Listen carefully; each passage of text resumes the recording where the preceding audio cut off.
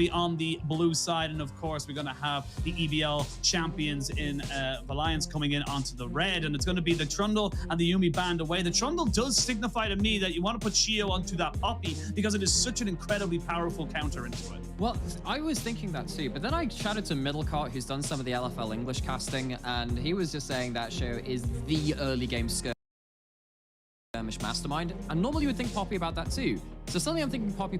It's like, no, Vi, Wukong, give him these champions. Apparently those are really the picks which BDS Academy have flourished with the most, and though they didn't win on other picks in their own playoffs, see, I was looking at the stats, I'm like, well, that's a lot of losses there. You then go into the games and you think, like, yeah, but they were against LDLC. It's a very difficult team to really judge based on their playoff stats at that point, but this team did end up beating LDLC in a best of 5, which is not something many teams can say at this point. And BDS Academy now, with that first pick, going to pick up the Lulu, which is an enchanter for Adote, of course, who has been playing around the LEC level and can bring that to the stage. And I like this pickup as well. It does open up, like normally we do see the 80 carries being picked up first, but picking up the Lulu just leaves you open so many different opportunities. You can still take the Zeri, you can still take the Yuumi, or excuse me, the Yuumi, the Sivir, but it kind of like leaves that up to interpretation. It doesn't mean you have to take it up straight away, and you know the Yuumi's already banned, so the other kind of top tier enchanter is no longer available.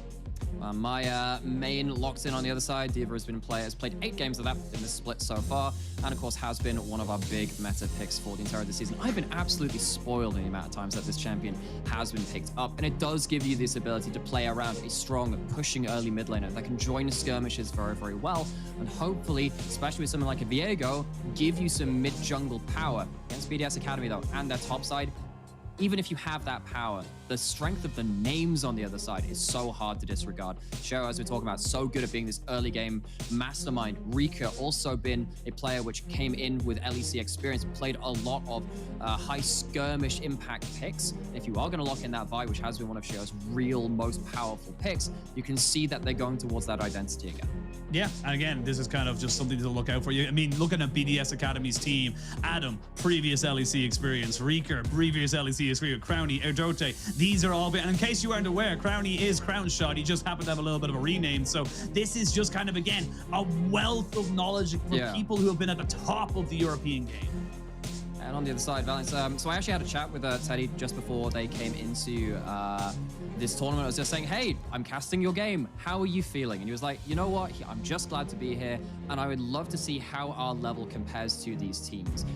They're probably going to be walking in with middling expectations again, but for them to try and really punch up, take a name off of one of these really big, well-established teams would mean so much to the EBL and to these teams' players. Yeah, and again, like you look historically as well, even just as the EBL was an organization within the EU Masters, they have been one of the few regions of the developing scenes in the ERLs to give people a bit of a hard time, to throw that curveball and make it so it's a little bit more difficult for the side of, you know, the expected favorite to kind of just walk all over them. And I love seeing that coming out from the emerging regions as such, but we'll see what they're able to kind of go for. I do like the Amumu coming in here now for the side of Valiance, because they're able to kind of put themselves into a much better kind of hard engaged composition with their jungler being a lot more skirmish heavy in the VA. Yeah, and typically BDS Academy have played more late game insurance on that bot side, and if you have any late game insurance, something like a Sivir or a Zeri really does add to that. They've locked that in. It's strong and safe within that laning phase. The Amumu, it does want to fight in lane most of the time, especially with your very strong level 1.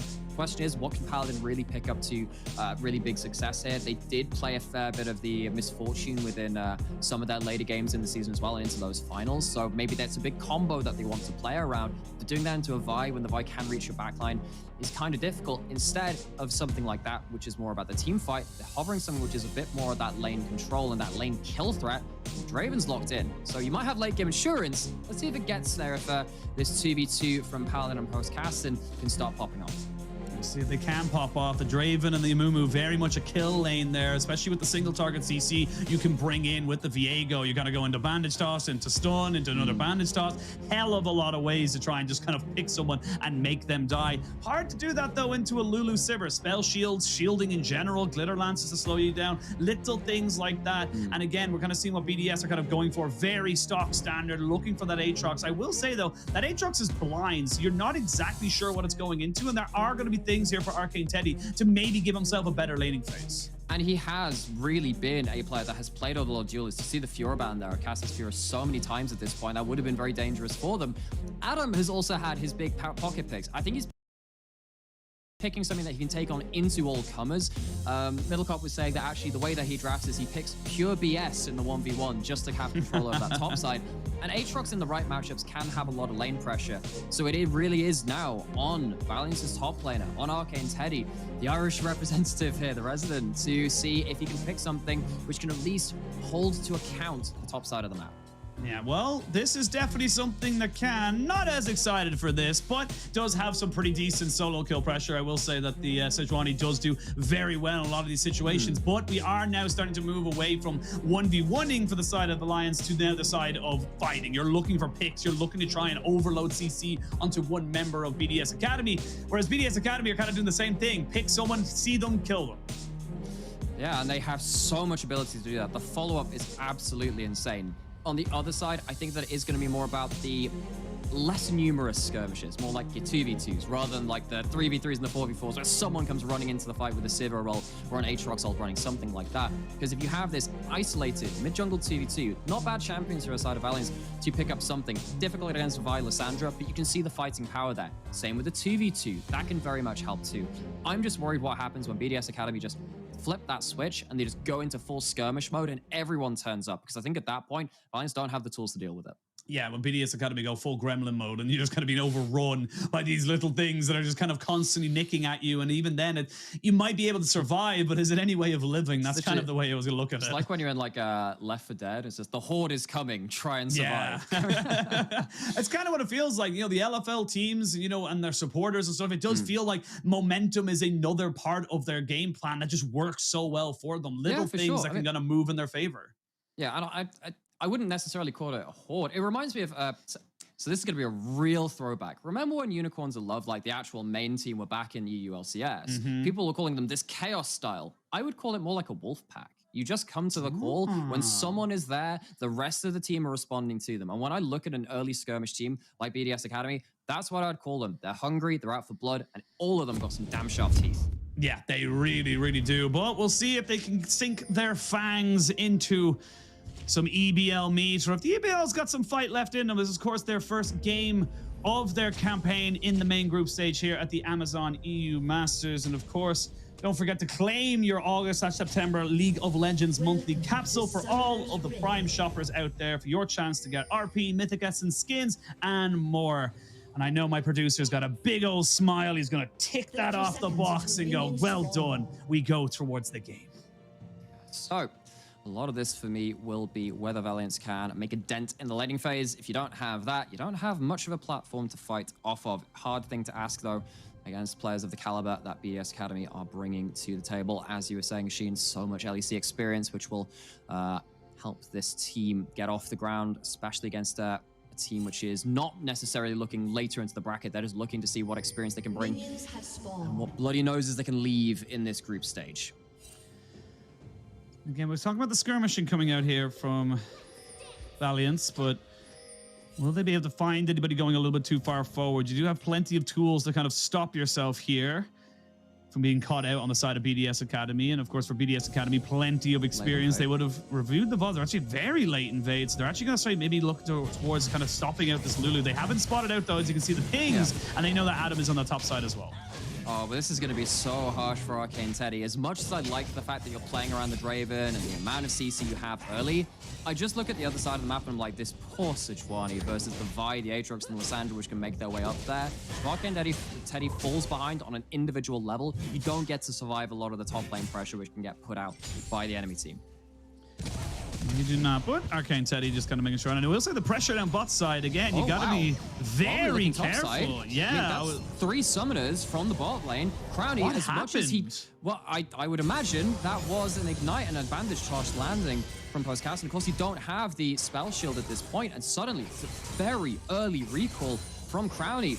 He's not necessarily played a lot of the early game this split, so says the LFL English casting team. And now he has to play early game. He can't just sit there and be like, hey, I'm just going to be strong late game. If you're allowing this Draven this much leeway in lane, it is a big problem. I will say, yeah, that's a pretty of a big win now coming in here. As we can see King with 5Gs coming in here now, as just gonna be forced off this one. This is the problem with kind of getting a little bit of a vertical jungly. He want to try and trade it back so he wouldn't lose out on buffs, but yeah, you don't get to make that decision, King. You got to try and back away. You don't have pressure in mid. You do have pressure in top, and you can see Arcane Teddy trying to maybe make a move here, but you should have really probably just accepted you're not going to be able to take any of your top side camps. Oh, and now Arcane Teddy's got a wave, which is either going to crash or be held on the other side of the wave. This is really dangerous to the top side of the map. King can't be there to bail out the top side. Show doesn't have to rush towards top side. Already, Adam is going to have the wave in a good place to either deny farm or take a very dangerous trade. He can stack it up if he wants to. Show gets to spend the time forcing Arcane Teddy into a bad position after he's already taken those camps. No rush. Arcane Teddy's already in a difficult position. Yeah, and I mean, this is smart from Arcane Teddy. He knows that the buy is on the top side. He knows his jungler's bot lane, so he just has to kind of concede the fact that he may be going to lose 1 or 2 minions, and especially even the push into that lane. But Shio is kind of taking all the camps now, very happy, very satisfied with the amount of gold he's able to get. And I will say now Rika are doing a fairly decent job here onto D.Va. You got to be careful that Ari, you really do struggle into Lissandra early. It can get a little bit even. I think that it is much more even than what we're seeing on screen right now. I think that's more testament to what Rika can do on the pick. But particularly since we've seen the cleanse and the spellbook picked up, Ari's managed to have much more presence early into Lissandra than we were seeing around MSI when it was still a lot less cleanse being taken and a lot more electrocute, where you have to you're forced to win the lane or just die trying. This time it is just more of a graceful loss from D.Va at this point. Won't be back in time to claim this minion wave. They're cannon involved, which will be problematic for that, but not going to be the game-breaking advantage just yet. I think you're biased towards Aries, though. I will oh, really? Be honest. Where have you found that one out? I don't know. I have a little inkling in the back of my mind that says, you know what, you have a little bit of a soft spot for Aries, and well, maybe you be you're huffing the copium a little too hard.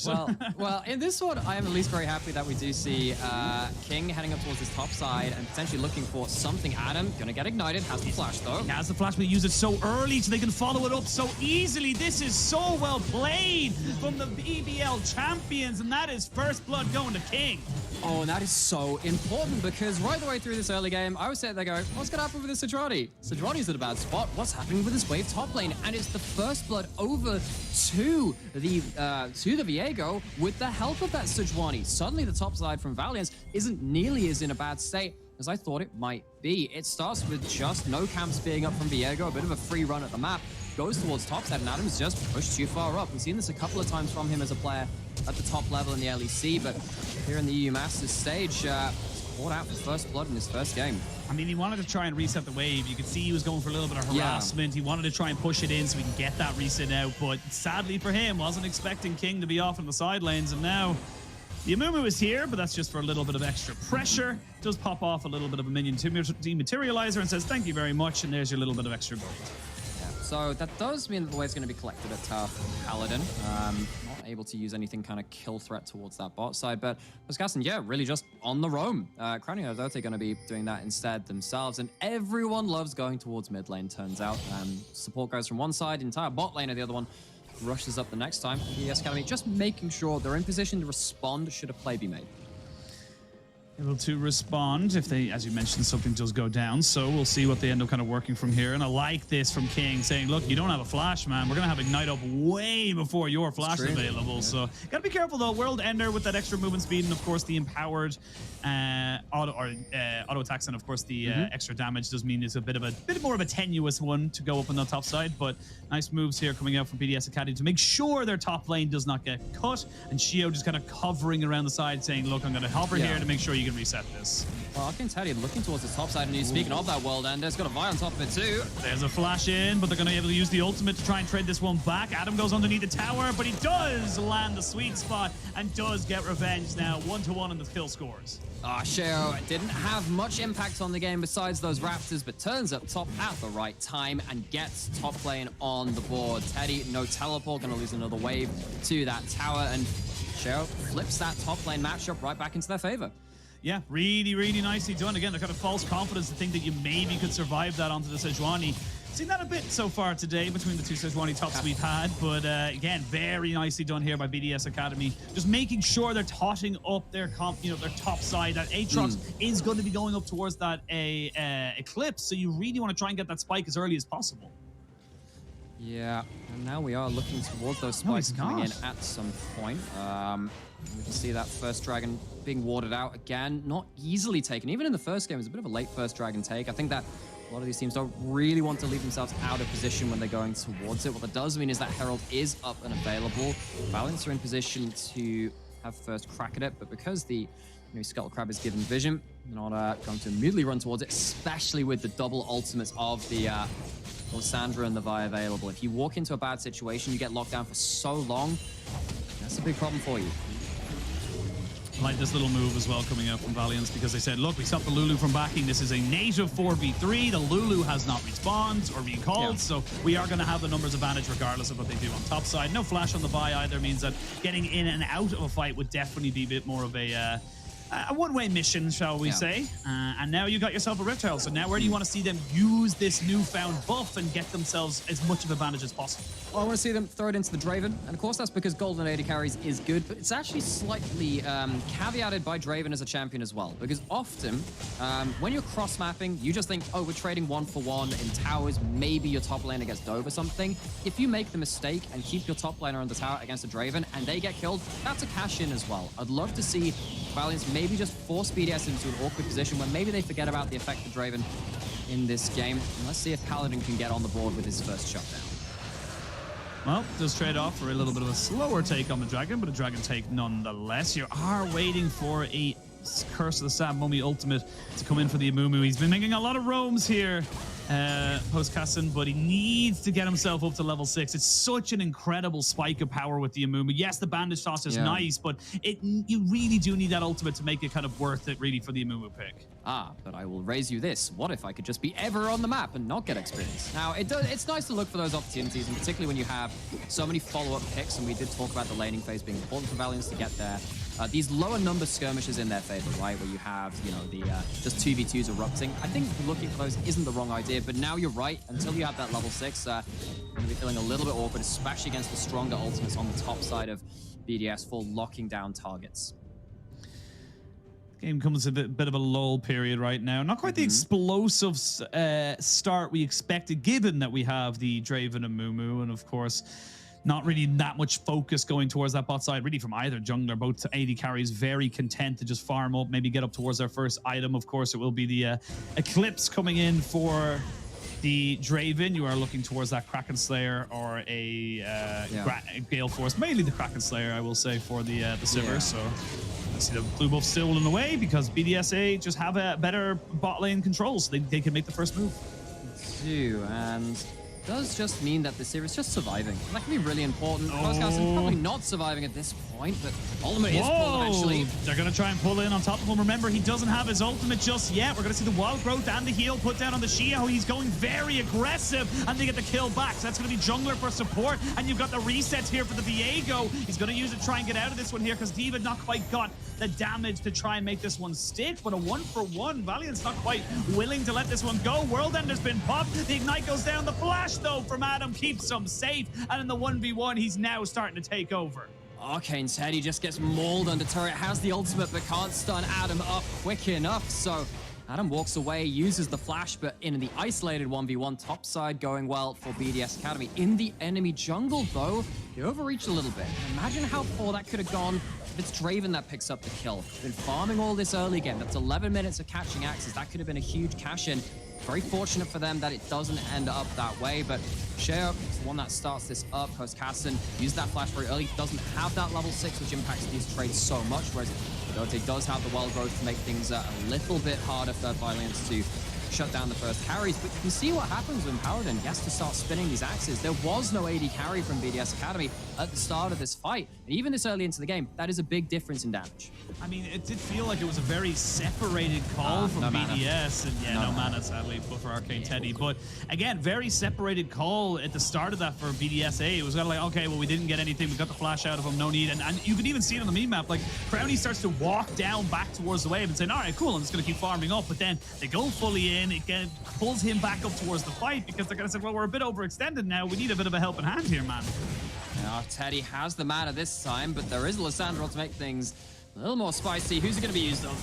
Yeah, well, he's going to get the ultimate down, but he does get the ultimate back, and Reeker has nowhere to go. So Arcane Teddy in a 2v1 actually gets a 1-for-1 trade. Well, that's why I was asking you, who's the ult going to be onto? Because you can reset tower aggro with it. The ult gets thrown up just before Arcane Teddy falls down, and the mid lane Shiro managing to get the Spirit Rush out of D.Va for free. While it's happening though, it is a 1-for-1 isolation, but it's another wave lost to tower. It's 3 plates now off that top lane turret, and Adam, he's winning his 1v1 after a little bit of a road bump in the early game. 3-1, lots of turrets, lots of ability to impact this game as the Aatrox.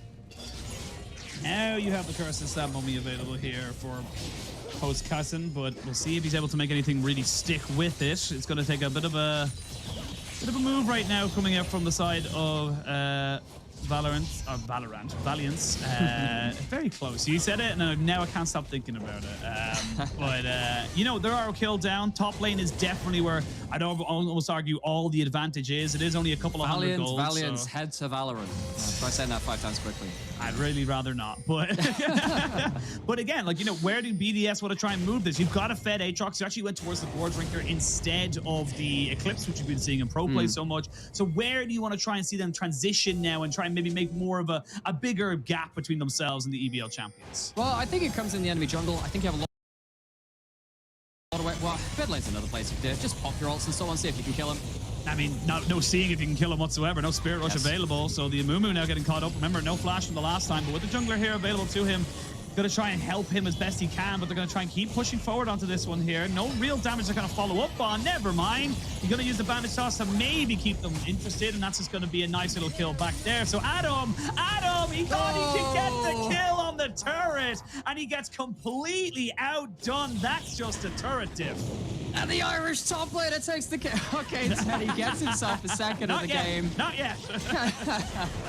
But he's found himself another kill there as Adam gets a little bit overconfident. You can see what's happening with BDS Academy, right? They're isolating this top lane to allow Adam to just flex those mechanical muscles while they're finding skirmishes on the bot side. But we're starting to see Valiance are actually punching back pretty okay in some of these scenarios. They are down in neutrals though. BDS Academy are very much ahead. They are winning out in a lot of these different metrics. Though Valiance, they're not falling apart just yet. Not quite. Let's have a look at this one here, because again, Adam just kind of focuses so hard on the turret, but when does he start taking aggro? That is my question. No, literally doesn't at all. It just really just waits until the minion dies, and then sadly, you don't have Eclipse. I think if you had Eclipse, yes, you would have gotten it. Maybe it would have, because the extra lethality, of course, works on towers, of course, being a large man of base AD as well. Just gets you a lot of that involved. But with that being said, tower has now fallen, but it's not going to stop Valiance from getting their second Herald.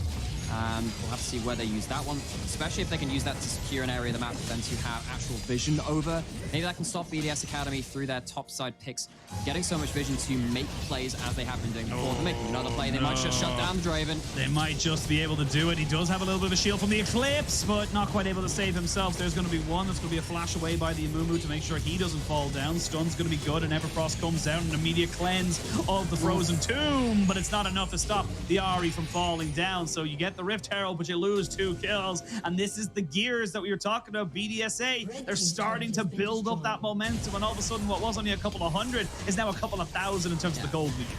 And if early game skirmishes are the name of the game, BDS Academy are some of the very best players of it. You can see what they're doing with their initiation ultimates, finding picks, picking people out of position and brutalizing what Valiance want to do, and they're finding another opportunity to go topside. They're going to try and jump into Arcane Teddy. Net blind in on top of him. He's going to chop down his pink ward. He's still very tanky, and this is a very extended fight. You got Reeker coming in on top of this one here. There's the Draven ultimate alongside the Wild Growth as they try to make this one work, but look at Adam just kind of free hitting on the back end of this one. Resets. Here. It's a trade of 1-for-1. Resets are in. They get the stun, they get the charm, and BDSA, they go too far. The Hex Gates are going to be good to keep the Erdote Lulu alive, but BDSA getting very overzealous there, and like you said earlier, Valiant's kind of punching back.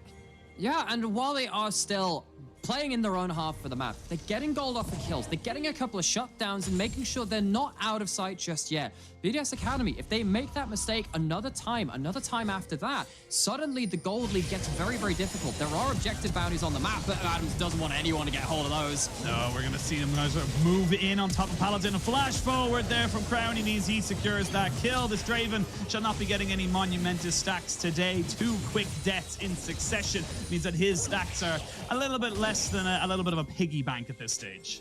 Adam is just like running at every confrontation and just hoping he can outplay them mechanically. Keep going. And honestly, he just is. D.Va blows the ult on the bot side, manages to land the charm midway through that umbral dash from Adam, and means that he can get out alive. That's another ultimate blow. And Adam is just flexing those mechanical muscles.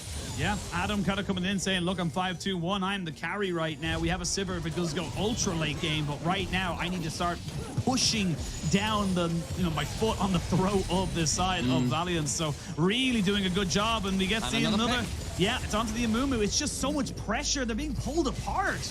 Yeah, and reminded, this is 18 minutes into the game. This is not a long game. They have reached their points that they want to fight around, and they are just punishing Valiance wherever they're showing on the map. There was a point where there were these counter plays. You see that at least a top lane tower is going down from Valiance for a objective bounty, but BDS Academy are just wrecking the map.